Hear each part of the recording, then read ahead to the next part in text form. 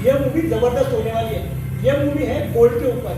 तो आज बात करते हैं रील वाले गोल्ड से रियल वाले गोल्ड तक। Hey guys, welcome to today's vlog. मेरा नाम है श्रीकांत और आप देख रहे हैं इन्वेस्टमेंट बात। आज हम लोग कुछ ऐसे गोल्ड इन्वेस्टमेंट के बारे में बात करेंगे कि जहां आपको ना भरना है मेकिंग चार्जेस, ना भरना है GST. So keep watching the video, we will back.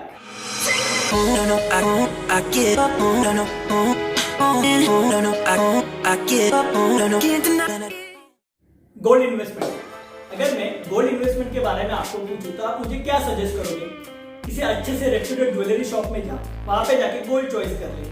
फिर वो लोग तुझे अच्छा खासा मेकिंग चार्जेस लगाएंगे, उसके ऊपर जीएसटी लगाएंगे और एक लंबा चौड़ा बिल देंगे।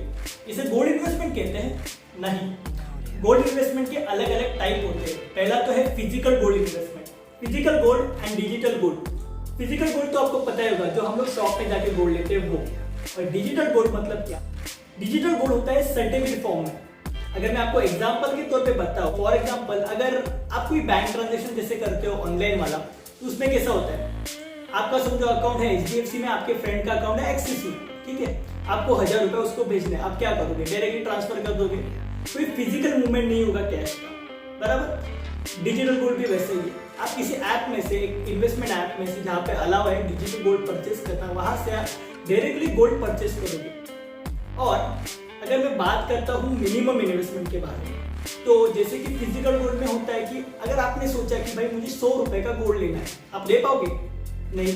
अगर आपको फिजिकल गोल्ड लेना है तो आज भी मिनिमम जो करंट रेट चालू है उसके हिसाब से आपको 5000 के ऊपर ही इन्वेस्टमेंट करना पड़ेगा 1 ग्राम के लिए। तो यही बात अगर मैं आपको बोलूँ कि आप 1 रुपए से डिजिटल गोल्ड में इन्वेस्ट कर सकते हो, तो सुन के बहुत मजा आता है ना?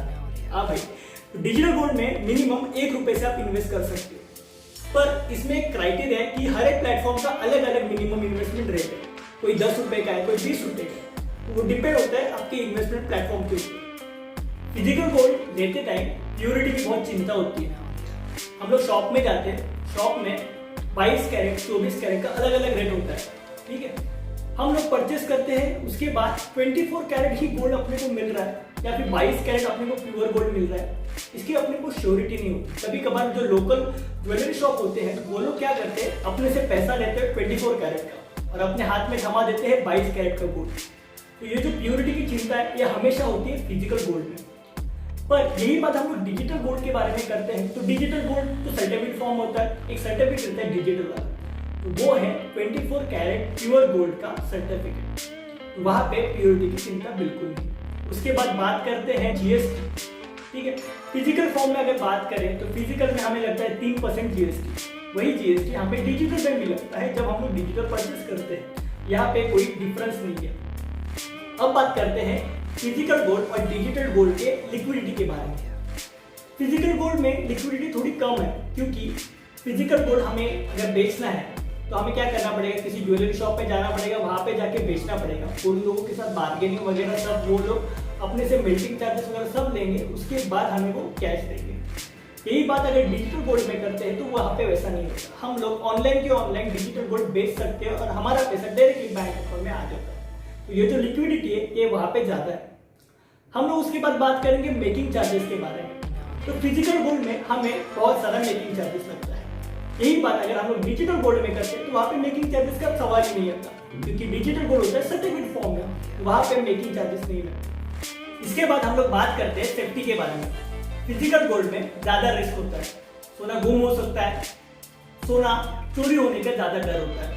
यही बात अगर डिजिटल में करते हैं तो डिजिटल गोल्ड एक तो सर्टिफिकेट फॉर्म में होता है। सेकेंडली, जिस कंपनी से हम लोगों ने गोल्ड परचेस किया है ऑनलाइन, तो वो कंपनी रिस्पॉन्सिबिलिटी लेती है हमारा गोल्ड सेफ रहे। सॉवरेन गोल्ड बॉन्ड, ये एक गवर्नमेंट स्कीम है। ये बॉन्ड आरबीआई इशू करती है।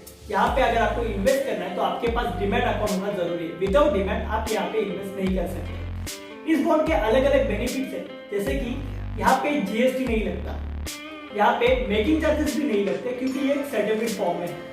प्योरिटी के बारे में अगर बात करें तो हमें मिलता है एक डिजिटल फॉर्म सर्टिफिकेट, जहाँ पे मेंशन होता है ये 24 कैरेट गोल्ड है। यहाँ पे 2.5% इंटरेस्ट मिलता है हमें इन्वेस्टमेंट पे, जो कि फिजिकल गोल्ड और डिजिटल गोल्ड में हमें नहीं मिलता। ये एक अलग टाइप का बेनिफिट हमें यहाँ पे मिलता है। अब हम लोग बात करते हैं लिक्विडिटी के बारे में। यहाँ पे लिक्विडिटी में ट्विस्ट है। यहाँ पे एक लॉकिंग पीरियड है जो कि है मैक्सिमम 8 साल का और मिनिमम 5 साल का।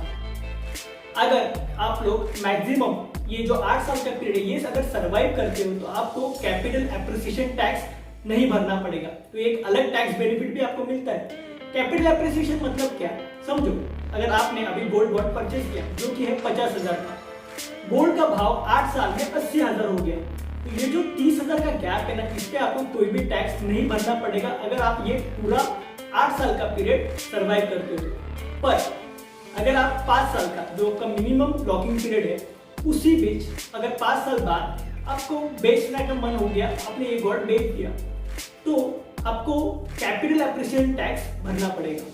तो ये याद रखना। तो अभी तक आपको टाइप्स ऑफ गोल्ड इन्वेस्टमेंट के बारे में पता चला। अब बात करते हैं इस वीडियो के ऑब्जेक्ट के बारे में। अगर आपको फिजिकल गोल्ड अच्छा लगता है तो आप डेफिनेटली फिजिकल गोल्ड के साथ जाइए, वहां पे इन्वेस्ट कीजिए और मस्त गोल्ड पहन के एंजॉय कीजिए। पर अगर आप गोल्ड को इन्वेस्टमेंट के तौर पे देखते हैं तो डिजिटल गोल्ड और सॉवरेन गोल्ड बॉन्ड, ये दो ऑप्शन आपके पास है। यहाँ पे मार्जिन भी ज्यादा और रिस्क कम है। यही बात अगर फिजिकल में देखोगे तो वहाँ पे रिस्क ज्यादा है और मार्जिन कम है। तो बस, तो आज की वीडियो में सिर्फ इतना ही। मैं आशा करता हूँ आपको ये वीडियो जरूर अच्छा लगा होगा। प्लीज लाइक कीजिए, शेयर कीजिए, कमेंट कीजिए और सब्सक्राइब करना ना भूलिए।